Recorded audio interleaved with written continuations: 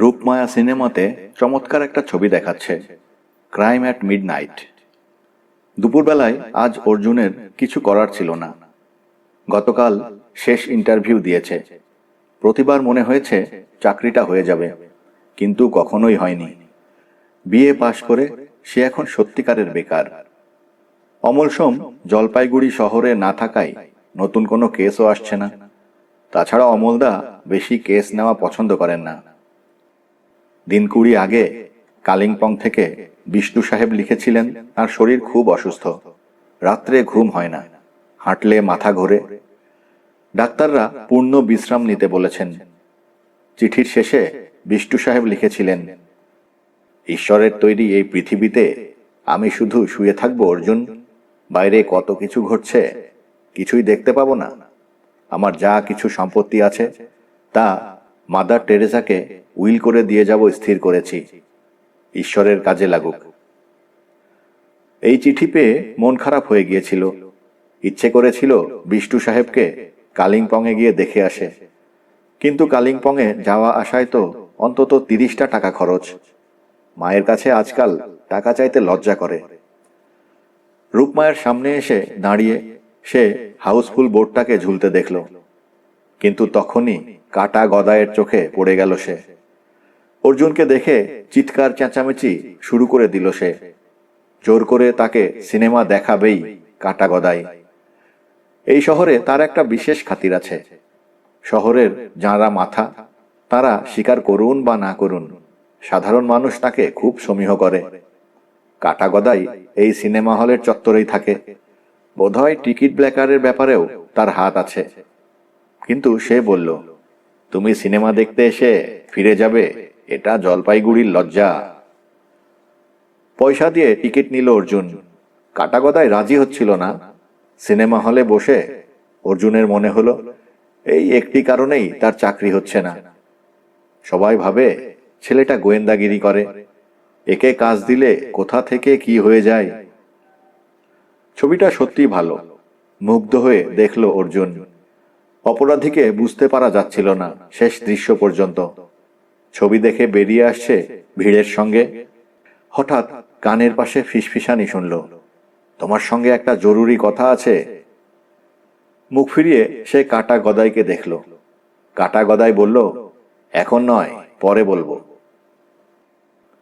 এই শহরে দুজন গদাই খুব পরিচিত, পোড়া গদাই আর কাটা গদাই।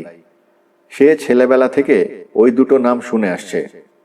কেন তাদের ওই নামে ডাকা হয় তা কখনো জানতে চায়নি। কাটা গদাই তার কাজে চলে গেলে অর্জুন অন্যমনস্ক হয়ে হাঁটছিল। ঠিক কি বলতে চায় কাটা গদাই? ওর সঙ্গে কি কথা থাকতে পারে? একটু আগে দেখা ছবির ডিটেকটিভকে একটা লোক ওইভাবে এসে বলেছিল কথা আছে। অর্জুন হেসে ফেলল। নিশ্চয়ই কাটা গদাই ছবিটা দেখেছে। এই অর্জুন, একবার এসো। ডাকটা শুনে সে বাঁ দিকে তাকালো। চৌধুরী মেডিকেল স্টোরসের রামদা তাকে ডাকছেন। অত্যন্ত স্নেহপ্রবণ মানুষ। চেহারা দেখলে কিছুদিন আগে সিনেমার নায়ক বলে মনে হতো। কাউন্টারের সামনে দাঁড়ানো মাত্র রামদা বললেন, একটু আগে এক ভদ্রলোক অমল সোমের খোঁজ করছিলেন। আমি বললাম উনি শহরে নেই, তবু হদিসটা জেনে নিয়ে চলে গেলেন। খুব জরুরি ব্যাপার মনে হলো। অর্জুন জিজ্ঞেস করল, আপনি ভদ্রলোককে চেনেন? না না, উনি এই শহরের মানুষ নন, সঙ্গে গাড়ি ছিল। অর্জুন আর দাঁড়ালো না। একটা রিক্সা নিয়ে সে হাকিমপাড়ায় যেতে বলল। এখন ভরা বিকেল, রোদ নেই। জলপাইগুড়ি শহরে বৃষ্টিটা সবে শেষ হয়েছে। শীত আসতে কয়েক সপ্তাহ দেরি। এই সময় হাঁটতে ভালো লাগে। কিন্তু শহরে অমল সোম নেই জেনেও ভদ্রলোক বাড়িতে গেলেন কেন? অবশ্যই কিছু লিখে যেতে চাইছেন। অথবা এমনও তো হতে পারে অমলদার কোনো বন্ধু বান্ধব। অবশ্য এতকাল সেরকম কেউ আসেননি। দূর থেকেই গাড়িটাকে দেখতে পেল সে। ওর গায়ে যে পরিমাণ ধুলো, তাতে বোঝা যাচ্ছে সফরটা কম হয়নি। গেট খুলতেই হাবুকে দেখতে পেল। বাগান পরিষ্কার করছিল। মুখ ফিরিয়ে অর্জুনকে দেখে মুখে হাসি ফুটল তার। ইঙ্গিতে বাইরের ঘরটা দেখিয়ে দিল। অর্জুন কাঠের সিঁড়ি বেয়ে বারান্দায় উঠতেই চুরুটের গন্ধ পেল। গন্ধটা মোটেই ভালো নয়। আর তারপরেই ভদ্রলোকের মুখোমুখি হল। বেতে চেয়ারে বসে চুপচাপ চুরুট খাচ্ছেন 50 পার হওয়া মানুষটি। বেশ মোটাসোটা, মাথায় টাক, চোখের তলায় কমলা লেবুর কোয়া, পরনে ছাইরঙা স্যুট। অর্জুন ঘরে ঢুকে বলল, নমস্কার, আপনি অমল সোমকে চাইছেন? ভদ্রলোক কোনো উত্তর দিলেন না। তার চোখের দৃষ্টি যেন অর্জুনকে পড়ে নিচ্ছিল। অমলদা বাইরে গেছেন। খবরটা আমি শহরেই শুনেছি। এখানে এসে ওই নোটিশটা পড়েছি। আমাকে অশিক্ষিত ভাববার কি খুব কারণ আছে? মুখের অভিব্যক্তি না পাল্টে চুরুট খেতে খেতে কথাগুলো বললেন ভদ্রলোক, এবং অর্জুন বুঝতে পারল ইনি সাধারণ নন। সে একটা চেয়ার টেনে নিয়ে বসল। তারপর শান্ত গলায় প্রশ্ন করল, বলুন, আপনাকে কি সাহায্য করতে পারি? আমি অর্জুন, অমল সোমের সহকারী। প্রথমে আমি দুটো প্রশ্ন করব। কোনো গোয়েন্দা তার খবরাখবর দেবার জন্য একটা বোবা লোককে বাড়িতে রাখে কেন? ভদ্রলোককে খুব উত্তেজিত দেখালো। অর্জুন হেসে ফেলল, আমি কিন্তু আপনার নাম জানি না। কোনো দরকার নেই। আমি শুধু একজন কথা বলতে পারে এমন লোকের জন্য এসেছিলাম। বোবা চাকর রেখে আর যাই হোক, গোয়েন্দাগিরি চলে না। প্রথমেই বলে রাখি, গোয়েন্দাগিরি আমরা করি না। আমরা সত্য সন্ধানী। হাবু কথা না বলতে পারলেও অমলদা ওকে অতি প্রয়োজনীয় বলে মনে করেন। আপনার দ্বিতীয় প্রশ্ন? ভদ্রলোক কিছুক্ষণ অর্জুনের দিকে তাকালেন। তারপর জিজ্ঞেস করলেন, মিস্টার সোম কবে ফিরছেন? জানি না। ওর ইচ্ছে হয়েছে সারা দেশটা ঘুরে আসবেন। Most unprofessional.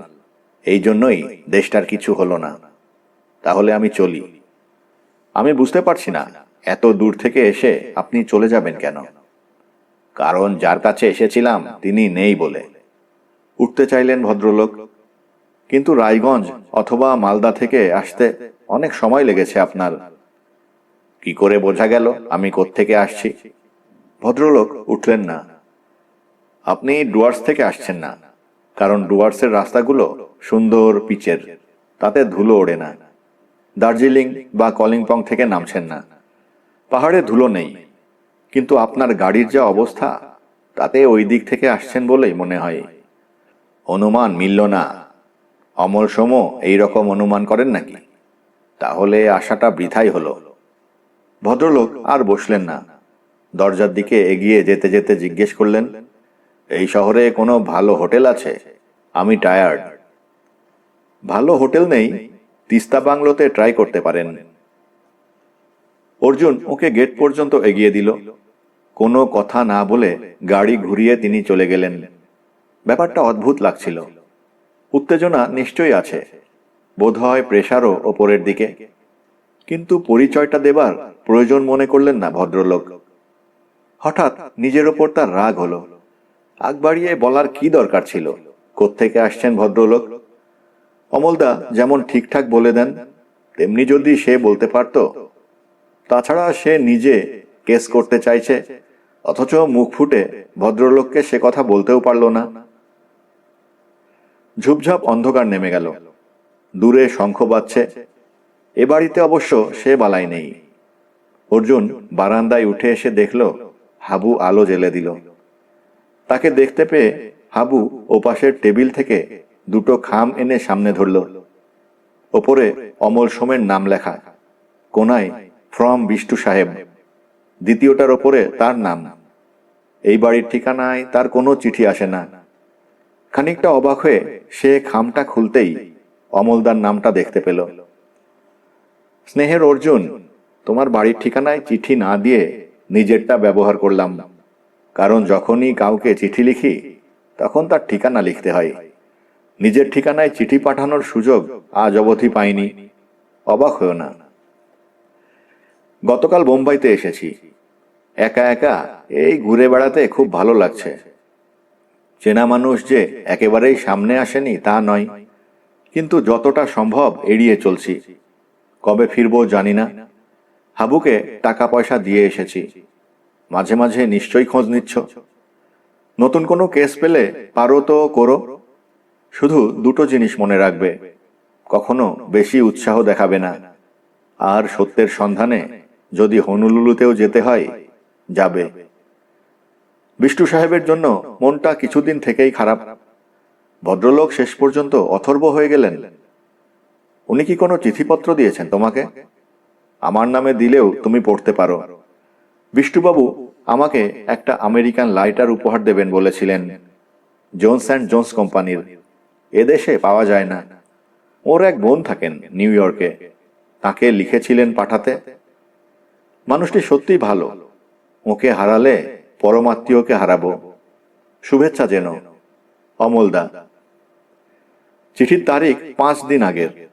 অমলদা কোথায় যাবেন এরপরে তার কোনো ইঙ্গিত দেননি। মানুষটি হঠাৎ কেন এমন ভবঘুরে হয়ে গেলেন ভেবে পায় না অর্জুন। এবার বিষ্টু সাহেবের চিঠিটার দিকে তাকালো। অমলদা যখন অনুমতি দিয়েছেন, তখন স্বচ্ছন্দে খোলা যেতে পারে। মাননীয় সু, আশা করি ঈশ্বর আপনাকে সুস্থ রেখেছেন। আমি ভালো নেই, হাঁটতে বড় কষ্ট হয়। কলিম্পংয়ে একা খুব খারাপ লাগছে। তাছাড়া আপনাদের সঙ্গ দীর্ঘকাল পাইনি। মনে পড়ে সেই খুন খারাপি থেকে শুরু করে চণ্ডীগড় পর্যন্ত আমরা কত না রোমাঞ্চিত হয়েছি। ভালো বাংলা লিখতে পারি না বলে মার্জনা করবেন। একটি জরুরি ব্যাপার ঘটেছে। আমার যে বোন নিউ ইয়র্কে থাকে, সে বায়না ধরেছে যে আমি যেন তার কাছে চলে যাই। সেখানে সে আমার চিকিৎসা করাবে। আমি জানি এই রোগ বার্ধক্যের, কোথাও গেলে সারবে না, কিন্তু বাঁচতে বড় লোভ হয়। এখানকার বাড়িঘর বিক্রি করে দিচ্ছি। মনে হয় সেখানেই চলে যাই। একা যেতে সাহস হচ্ছে না। আপনি যাবেন? জানি খুব ব্যস্ত মানুষ, কিন্তু এই বৃদ্ধ বন্ধুকে সাহায্য করা কি অসম্ভব? আমাদের পাসপোর্ট, ভিসা, টিকেটের ব্যবস্থা হয়ে যাবে আপনার সম্মতি পেলেই। ইতি গুণমুগ্ধ বিষ্টু সাহেব। মনটা কেমন যেন হয়ে গেল অর্জুনের। ওই রকম হাসি খুশি মানুষটির এই পরিণতি তার একটুও ভালো লাগছিল না। কিন্তু এখন কি হবে? অমলদা কবে ফিরবেন জানা নেই। এই চিঠির খবরটাও তার কাছে পৌঁছে দেবার উপায় নেই। সে ঠিক করল বিষ্টু সাহেবকে বিস্তারিত জানাবে। রাত হচ্ছিল। হাবুকে ডেকে দরজা বন্ধ করতে বলবে বলে অর্জুন এগোতেই চোখে পড়ল চেয়ারের নিচে কি একটা পড়েছে। নীল চকচকে জিনিসটা আলো পড়ায় আকর্ষক মনে হচ্ছে। ঝুঁকে সে হাতে নিতে শীতল স্পর্শ এবং গঠনে বুঝল ওটা একটা লাইটার। এই বাড়িতে লাইটার তো এভাবে পড়ে থাকার কথা নয়। মনে পড়ল এই চেয়ারে বিকেলের আগন্তুক বসে চুরুট খাচ্ছিলেন। সম্ভবত কেন? সম্ভবত কেন, নিশ্চয়ই লাইটারটা তার। মানুষটাকে দেখলে মনে হয় না তিনি এত অসতর্ক। সে টেবিলের ওপর লাইটারটা রাখতে গিয়ে পেছনে কয়েকটা অক্ষর দেখতে পেল। একটু কৌতূহলী হয়ে লাইটারটাকে চোখের সামনে ধরতেই স্পষ্ট পড়তে পারল, Jones and Jones. Cycle rickshaw জলপাইগুড়িতে সন্ধে 7টার পর আর পাওয়া যায় না। তাছাড়া তিস্তা নদীর ধারে এই হাকিমপাড়াটা শহরের এক ধারে বলে এদিকে আসতেই চায় না। পথে বেরিয়ে অর্জুন খুব উত্তেজিত হয়ে হাঁটছিল। ব্যাপারটা স্রেফ কাকতালীয় হতে পারে। আজই অমলদার চিঠিতে সে জোন্স অ্যান্ড জোন্স কোম্পানির কথা জানতে পারল। আবার ওই আগন্তুক যে লাইটার ফেলে গেছেন, তাও জোন্স অ্যান্ড জোন্স কোম্পানির। অথচ অমলদা লিখেছেন এটা এদেশে পাওয়া যায় না। পিডব্লিউডি অফিসের সামনে দিয়ে বাঁক নিয়ে করলা ব্রিজ পেরিয়ে সে বাবুপাড়ায় চলে এলো। রাস্তায় মিউনিসিপ্যালিটির আলো জ্বলছে কি জ্বলছে না বোঝা দায়। ডান দিকের রাস্তায় ঢুকে 3 নম্বর বাড়ির দরজায় শব্দ করল সে। ভেতর থেকে শুদ্ধ বাংলায় প্রশ্ন ভেসে এলো, পরিচয়? আমি অর্জুন। দরজা খুললেন বৃদ্ধ। 80 কাছে বয়স, মাথায় শনের মতো চুল, খুব রোগা। শীত গ্রীষ্ম একটা গলাবন্ধ গেঞ্জি পরে থাকেন। হাসলেন তিনি। হ্যাঁ হ্যাঁ, কি সংবাদ তৃতীয় পাণ্ডব, তিনি কি ফিরেছেন? অর্জুন ভেতরে ঢুকল। না, চিঠি দিয়েছেন, কবে ফিরবেন জানাননি। এই বাড়িতে মোট 5টি ঘর, যার 4.5টিতে বইপত্র ঠাসা। সিগারেট খেলে ক্যান্সার হয়, এই তথ্য অর্ধেক বিশ্বাস করেন সুধাময় সান্যাল। অর্ধেক কেন প্রশ্ন করলে বলেন, বইপত্র কাগজ দেখে অর্ধেক মনে হয়, বেশি স্মোক করলে গলায় লাগে, বাঁ দিকটা চিনচিন করে। কিন্তু যতক্ষণ ডাক্তার না বলছে ততক্ষণ এক্সপেরিমেন্ট চালিয়ে যাব। আমার ক্যান্সার হলে জলপাইগুড়ির কোনো মানুষ আর সিগারেট খাবে না। সুধাময় সান্যালের কাছে পৃথিবীর সব দেশের সিগারেট, পাইপ, তামাক এবং লাইটার আছে। দেশলাইয়ের বাক্স যে কত রকমের হয় না দেখলে ভাবাই যাবে না। ইদানিং উনি হাতে পাকানো নেপালি সিগারেট খেতে ভালোবাসছেন। বেতে চেয়ারে বসে সুধাময় সান্যাল জিজ্ঞেস করলেন, চাকরি পেলে না? মাথা নেড়ে হাসল অর্জুন। পাবো পাবো করছি, আপনার কাছে একটা দরকারে এসেছি। দরকার ছাড়া কেউ আসে না, আমি নাকি ক্যাট কেটে কথা বলি, বলে ফেলো। জোনস অ্যান্ড জোনস বলে কোনো লাইটার কোম্পানির নাম আপনি শুনেছেন? সুধাময় সান্যাল অবাক হয়ে তাকালেন। এ নাম তুমি জানলে কি করে হে? অমলদার চিঠিতে প্রথম জানি। ও, অমলদাকে তো আমিই বলেছিলাম, অদ্ভুত লাইটার বটে, আমেরিকানদের লেটেস্ট আবিষ্কার। টোবাকো বলে একটা জার্নালে পড়েছিলাম।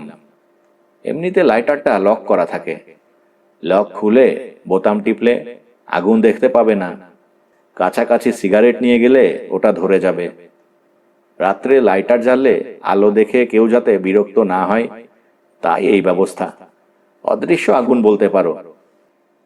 1 নম্বর বোতাম অফ করে 2 নম্বরটা টিপলে লাইটারটা হয়ে যায় অস্ত্র। 10 ফুট যেতে পারে এমন একটা রে বের হয়, যা একটা হাতিকেও 5 মিনিট অবশ করে রাখতে পারে। এই রে চোখে দেখা যায় না। আমেরিকান গভর্নমেন্ট লাইটারটাকে বাজারে ছাড়তে চায়নি। এখন শুনছি পরিচয়পত্র দেখিয়ে কিনতে হচ্ছে। আমার সংগ্রহে ওই বস্তুটি নেই। তোমার দাদাকে বলেছিলাম যদি সম্ভব হয় ব্যবস্থা করতে। তিনি অবশ্য বলেছেন যে তার এক বন্ধু কথা দিয়েছেন আমেরিকা থেকে আনিয়ে দেবেন। দেখা যাক, এদেশের মানুষ ওটা চোখেই দেখেনি। নেপালি সিগারেট ধরালেন তেকোনা দেশলাই কাঠি জেলে, ধরিয়ে বললেন, এটা সিঙ্গাপুর থেকে আনানো। কথাগুলো শুনতে শুনতে অর্জুন অত্যন্ত উত্তেজিত হয়ে পড়ছিল। তার হঠাৎ মনে হলো সুধাময় সান্যালকে বললে তিনি লাইটারটি নিয়ে নেবেন। অবশ্য তার পকেটে যে লাইটার রয়েছে সেটি এই রকম কাজ করবে কি না সে জানে না। কিন্তু দুর্লভ জিনিস যারা সংগ্রহ করেন তারা একটু পাগলাটে মানুষ হন। এমন গল্পও সে পড়েছে, একটা দুর্লভ বই সংগ্রহের জন্য মানুষ খুন করতে বাঁধেনি সংগ্রাহকের। জোনস অ্যান্ড জোনসের লাইটারটা তার কাছে, জানলে সুধাময় সান্যাল কিছুতেই ছাড়বেন না। অথচ বিকেলের আগন্তুক নিশ্চয়ই ফিরে আসবেন খেয়াল হলেই, তখন কি জবাবদিহি দেবে সে? উত্তেজনা চেপে অর্জুন জিজ্ঞেস করল, জলপাইগুড়িতে ওই লাইটারের কথা আর কেউ জানে বলে মনে হয়? চোখে চোখ রাখলেন সুধাময় সান্যাল। কি ব্যাপার বলো তো? না, কোনো ব্যাপার নয়, যা বর্ণনা শুনলাম তাতে কৌতূহল হচ্ছে। একটু সহজ হলেন সুধাময় সান্যাল। তোমাকে স্নেহ করি তাই বলা যেতে পারে। তুমি রায়দের নাম জানো? ওই যাদের পরিবারের মানুষরা আমেরিকায় থাকতো, শিল্প সমিতি পাড়ায় বাড়ি। ওই বাড়ির ছোট ছেলে আমাকে জিজ্ঞেস করেছিল জোনস অ্যান্ড জোনসের নাম আমি জানি কি না। তোমার মুখেও একই কথা শুনে প্রথমে অবাক হয়েছিলাম। ভদ্রলোকের নাম কি? হরিপ্রসাদ রায়। সে আমাকে ওই লাইটার দেখালো। আমি লক খুলে বোতাম টিপলাম, কোনো ফ্লেম বের হলো না, কিন্তু সিগারেট ধরল। দ্বিতীয় বোতাম টিপতে রে বের হলো না, বদলে অদৃশ্য আগুন দৃশ্যমান হলো। ব্যাপারটা পরিষ্কার হলো, লাইটারটা জাল। দ্বিতীয় বোতাম টেপার পর যেটা রে বের হবে ওটা মূল্যবান। টোবাকোতে পড়েছি, হংকং থেকে জোনস অ্যান্ড জোনসের নকল মাল বের হচ্ছে। কথাটা বলায় হরিপ্রসাদ খুব দুঃখিত হলো। সে ওটা আমাকে দিতে চেয়েছিল, নিইনি। আসল ছেড়ে কে নকলে হাত দেয়। মিনিট পাঁচেক এটা সেটা বলে অর্জুন উঠে পড়ল। দ্রুত হেঁটে চলে এলো করলা নদীর ধারে। এই জায়গাটা সন্ধ্যের পরপরই অত্যন্ত নির্জন হয়ে যায়। পকেট থেকে লাইটারটা বের করে সে চোখের সামনে ধরল। ওপরটা সমান, কোনো গর্ত নেই। পাশে দুটো মসৃণ বোতাম আছে। ইংরেজিতে তাদের ওপর 1 এবং 2 লেখা। ঠিক উল্টো দিকে একটা চৌকো পাতের ওপর লক শব্দটা খোদাই করা। সন্তর্পণে সেটাই চাপ দিতে কুট করে শব্দ হলো। অর্জুন ইদানিং সিগারেট খাচ্ছে, দিনে 4টে। তার বেশি খাওয়ার ইচ্ছে হয় না, পয়সাও নেই। সে এখনো দাড়ি কামায়নি। গালে রবীন্দ্রনাথের তরুণ বয়সের মতো সুন্দর দাড়ি বেরিয়েছে। পকেট থেকে একটা সিগারেট বের করে সে 1 নম্বর বোতামটা টিপল। তারপর ধীরে সিগারেটের ডগাটা লক টেপার ফলে বের হয়ে যাওয়া একটা পেরেকের মাপে সরু গর্তের কাছে নিয়ে এসে টানতেই ধোঁয়া বের হলো। সঙ্গে সঙ্গে 1 নম্বর বোতামটা দ্বিতীয়বার টিপে ওটাকে নিষ্ক্রিয় করল সে। সিগারেটে তার মন ছিল না, হাত কাঁপছিল। বুকের মধ্যে যেন ড্রাম বাজছে। এই আপাত নিরীহ কিন্তু অত্যন্ত শক্তিশালী অস্ত্রটি হয়তো ভারতবর্ষে আর কারও কাছে নেই। দ্বিতীয় বোতামটি পরীক্ষা করার জন্যে চারপাশে তাকালো। কোনো মানুষের উপর প্রয়োগ করা যাবে না। সে চুপচাপ হাঁটতে লাগলো। থানার একটু আগে সে রাস্তার পাশে ঘাসে বসে জাবর কাটতে দেখলো একটা ষাঁড়কে। সেই সময় দুজন লোক গল্প করতে করতে এদিকে আসছিল। অর্জুন উল্টো দিকে মুখ ফিরিয়ে ওদের যেতে দিল। তারপর ষাঁড়টার 5 ফুটের মধ্যে চলে এলো। একটু বিরক্ত হয়ে গা ঝাড়া দিয়ে ষাঁড়টা উঠে দাঁড়ালো। সুধাময় সান্যালের কথা যদি ঠিক হয়, তাহলে ও মারা যাবে না। খানিকক্ষণ শরীরটা অবশ হয়ে যাবে মাত্র। কিন্তু যদি মরে যায়, অন্য কোনো প্রাণী, ইঁদুর, কাকের ওপর পরীক্ষা করলে ভালো হতো না? কিন্তু আজ রাত্রে তাদের কোথায় পাওয়া যাবে? আর দ্বিধা না করে অর্জুন দ্বিতীয় বোতামটা টিপল সঠিক লক্ষ্য করে। ষাঁড়টা দাঁড়িয়ে পড়ল। তারপর স্বচ্ছন্দে হাঁটতে লাগলো। বিব্রত অর্জুন দ্বিতীয়বার দ্বিতীয় বোতাম টিপতেই ছোট্ট আগুনটা দৃশ্যমান হলো। যে কোনো সাধারণ লাইটার জ্বালালে যে রকম আগুন বের হয়। লক করে লাইটার হাতে নিয়ে ঠোঁট কামড়ালো অর্জুন। তার শরীর আচমকা ঠান্ডা হয়ে গেছে। বিকেলের অতিথির ফেলে যাওয়া লাইটারটাও জাল। তার কষ্ট হচ্ছিল। শিল্পী সমিতি পাড়ায় হেঁটে আসতে বেশ সময় লাগলো। রায়দের বাড়ি এই শহরের সবাই চেনে। এখন রাস্তাঘাটে তেমন মানুষ নেই। দোকানপাটও এই শহরে 7 তাড়াতাড়ি বন্ধ হয়ে যায়। তাছাড়া শিকদার বাড়ি ছাড়ালে দোকানও বেশি নেই। হরিপ্রসাদ রায়কে সে চেনে না, কিন্তু ভদ্রলোক থাকেন আমেরিকা, এই গল্প সে জানে। মেম সাহেব বিয়ে করেছেন বলে বাড়িতে খুব ঝামেলাও হয়েছে। ওর বাবা খুব কনজারভেটিভ। অর্জুন ঠিক করেছিল হরিপ্রসাদ রায়কে অনুরোধ করবে তার লাইটারটি দেখাতে। দুটো জাল জিনিসে কতটা তফাৎ দেখতে ইচ্ছে করছিল। হরিপ্রসাদ রায় বাড়িতে নেই। দারোয়ান বলল, সাহেব কখন ফিরবেন বলে যাননি। অর্জুন হতাশ হলো। সিনেমা দেখবে বলে সাইকেল না নিয়ে বেরিয়ে এখন পা টন টন করছে। তবু ওর মনে হলো যার লাইটার তার কাছে ফিরিয়ে দেওয়াই ভালো। জাল জিনিস বয়ে বেড়ানোর কোনো মানে হয় না। কিন্তু সেই লোকটা এখন কোথায়? জলপাইগুড়ি শহরে হোটেল বলতে একটাই। হোটেল না বলে একটা ভালো মেস বলাই সঙ্গত। আর আছে কয়েকটা বাংলো এবং জলপাইগুড়ি ক্লাব। শেষেরটার অবস্থা খুব খারাপ, কিন্তু সেখানে থাকতে গেলেও কোনো মেম্বারের সুপারিশ দরকার হয়। তিস্তা বাংলোটার অবস্থা খুব ভালো, যদিও খাবার আগে থেকে না বললে পাওয়া যায় না। যে মানুষ বিকেলে এসেছিলেন তার পক্ষে এই শহরে থাকতে গেলে ওখানেই থাকতে হবে। তিস্তা বাংলোটা শহর ছাড়িয়ে রেসকোর্সের ওপারে। অর্জুন দ্রুত হাঁটছিল। লোকটা খুব সাধারণ নয়, কথাবার্তায় ঔদ্ধত্য আছে। ওইভাবে বলাই সম্ভবত অভ্যেস। কিন্তু উনি নকল লাইটার নিয়ে এই শহরে আসবেন কেন বুঝতে পারছে না সে। পথে সেই হোটেলটা পড়েছিল। ম্যানেজারকে চেনে অর্জুন।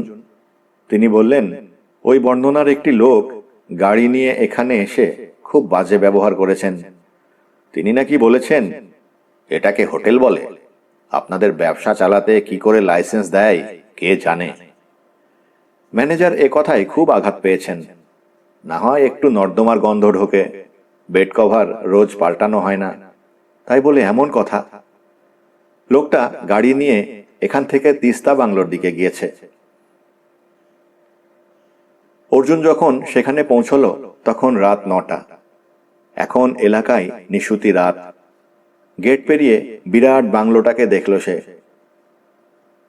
আলো জ্বলছে, ঝকঝকে ব্যবস্থা, কিন্তু বাংলোর সামনে কোনো গাড়ি দাঁড়িয়ে নেই।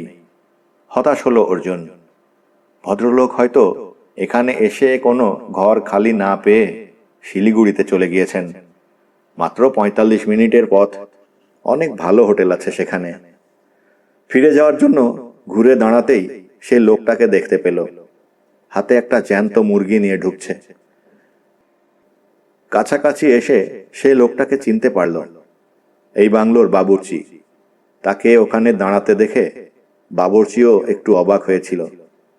অর্জুন জিজ্ঞেস করল, তোমাদের বাংলোর সব ঘর ভর্তি হয়ে গিয়েছে? লোকটা মাথা নাড়ল। হ্যাঁ সাব। মুরগিটা হঠাৎ চেঁচিয়ে উঠল। অর্জুন জিজ্ঞেস করল, এত রাত্রে মুরগি আনলে কেন? লোকটা বলল, सब लोग को मुर्गी ऐसा ही होता है। 6 बजे यह रूम लिया और 1 घंटा पहले ऑर्डर दिया मुर्गी चाहिए। अभी कहाँ मिलेगा चिकन? एक दोस्त से लिया है, दाम ज्यादा देने पड़ेगा। অর্জুন সচেতন হলো। আচ্ছা, যে সাহেব বিকেলে এসেছে তার গাড়ি ছিল না? হ্যাঁ থা। তোমাদের এখানে গ্যারেজ আছে? নেই। কত নম্বর রুমে সেই সাহেব আছেন? 3। লোকটা আর দাঁড়ালো না, মুরগি নিয়ে কিচেনের দিকে ছুটল। রাত্রের নির্জনতায় মুরগির প্রতিবাদ সোচ্চার হয়ে উঠছিল।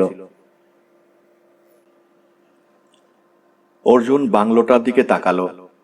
বিকেলের আগন্তুক যদি এখানে থাকেন তাহলে তার গাড়ি কোথায় গেল? সে ধীরে ধীরে বারান্দায় উঠে এলো। কোলাপসেবল গেটটা টেনে দেওয়া, কিন্তু এখনো তালা পড়েনি।